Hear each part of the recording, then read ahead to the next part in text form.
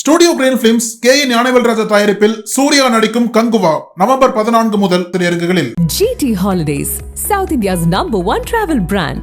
You know you are special when you're with GT Holidays. காவலர் என்கிட்ட பாட்டில் வாங்கிட்டு போனது எல்லாமே உண்மை. அவங்க சஸ்பெண்ட் ஆனதுக்கு நான் தான் முழுக்க காரணம்னு நினச்சிட்டு இப்போ வரைக்கும் என்னை பழி வாங்கிட்டு இருக்கேன். கழுத்து சட்டையெல்லாம் பிடிச்சி நடு ரோட்டில் வச்சு தரன்னு வண்டிக்குள்ளே ஏற்றி இழுத்து போட்டு ரொம்ப அசிங்கப்படுத்தி என்னை ஸ்டேஷன் கூப்பிட்டு போனார்.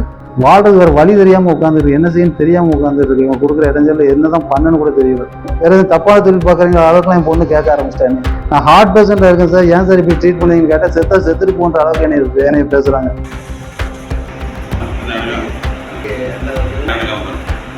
தென்காசி மாவட்டம் சேர்ந்தமரம் பாண்டியாபுரம் சாலையில் அமைந்துள்ளது கள்ளம்புலி கிராமம்.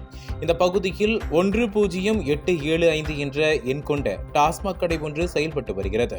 இந்த கடையில் அதே ஊரைச் சேர்ந்த இளைய பாண்டியன் என்பவர் பார் நடத்தி வருகிறார். அதேபோல் சேர்ந்தமரம் பகுதியில் அடங்கிய 4 பார்களுமே விற்பனையில் ஆரோக்கியமாக வசூல் செய்து வந்தன. மேலும் சேர்ந்தமரம் காவல் சரகத்திற்கு போக வேண்டிய ரெகுலர் மாமூல் பாரிலிருந்து கண்டும் காணாமல் முறையாக போய்க் கொண்டிருந்தது. இந்த சூழலில் கடந்த ஆண்டு அக்டோபர் 1ஆம் தேதி அன்று சேர்ந்தமரம் பகுதியின் அரசு ஒயின் ஷாப் மற்றும் அதனடங்கிய பார்கள் மறுநாள் காந்தி ஜெயந்தி விடுமுறை என்பதால் விற்பனையில் மும்முரமாக இருந்தன.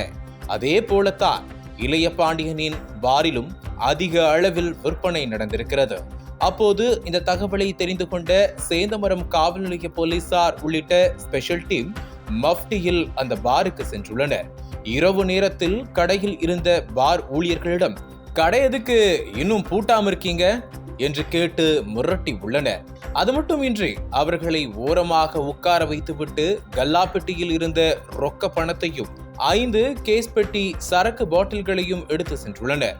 மேலும் அங்கிருந்த பார் ஊழியர் ஒருவரிடம் வண்டிக்கு பினான்ஸ் கட்ட வைத்திருந்த பணத்தையும் புடுங்கிவிட்டு சென்றுள்ளனர்.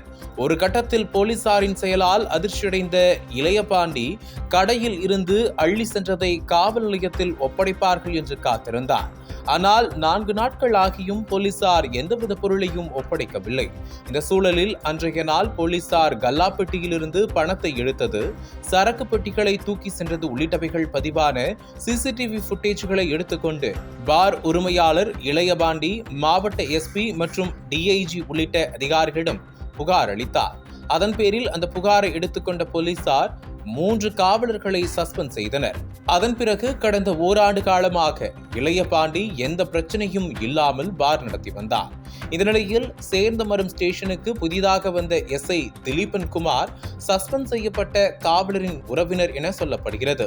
இருவரும் ஒரே சமூகத்தைச் சேர்ந்தவர்கள் என்பதால் அவருடைய சஸ்பெண்டுக்கு இளையபாண்டி தான் காரணம் என எஸ்ஐ திலீபன் குமார் அவரை தொடர்ந்து டார்ச்சர் செய்து வந்ததாக சொல்லப்படுகிறது.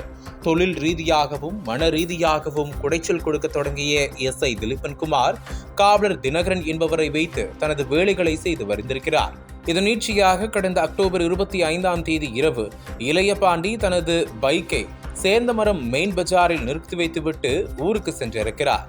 அப்போது அங்கு வந்த எஸ்ஐ திலீபன் குமார் மற்றும் காவலர் தினகரன் ஆகியோர் இளையபாண்டியனின் பைக்கை எடுத்து சென்று பொய் வழக்கு போட்டுள்ளனர்.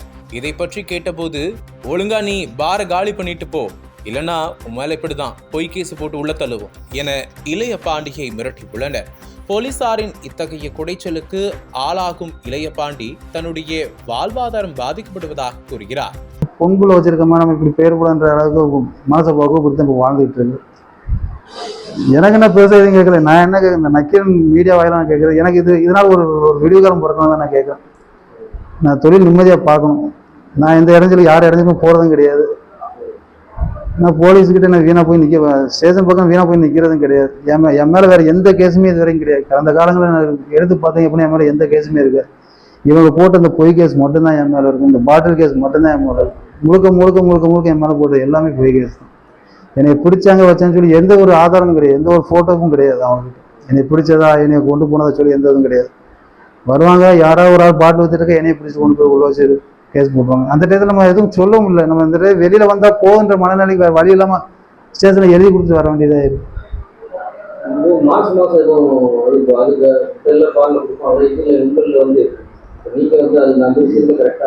இல்லை, நான் இது வரைக்கும் நான் யாருக்கும் நான் கொடுத்தது கிடையாது.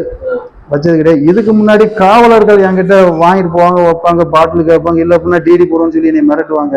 இப்போ கூட அவர் தினகரன் அவர் இதன் மூலியமா தான் இப்போ எனக்கு இப்போ அவர் இடைஞ்சல் கொடுத்துக்கிட்டு இருக்கிறது.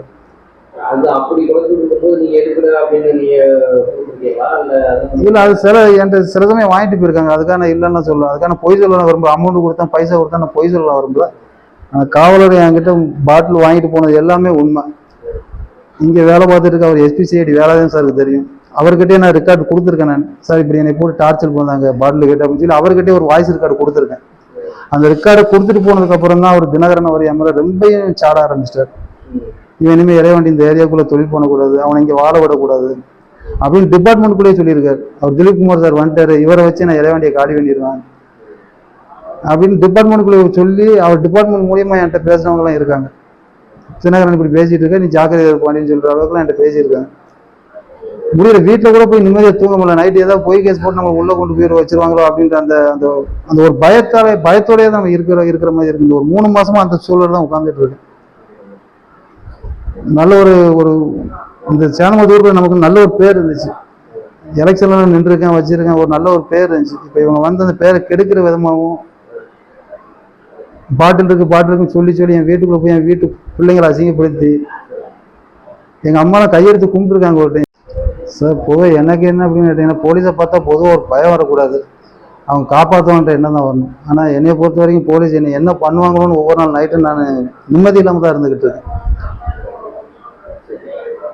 இப்போ இந்த இடத்துல பேட்டி கொடுத்துட்டு இருக்கும்போது உள்ளுக்குள்ள ஒரு பயத்தோடு தான் பேட்டி கொடுத்துருக்கேன். நாளைக்கு என்ன நடக்குமோன்ற ஒரு பயத்தோடு தான் இருந்துக்கிட்டு இருக்கேன்.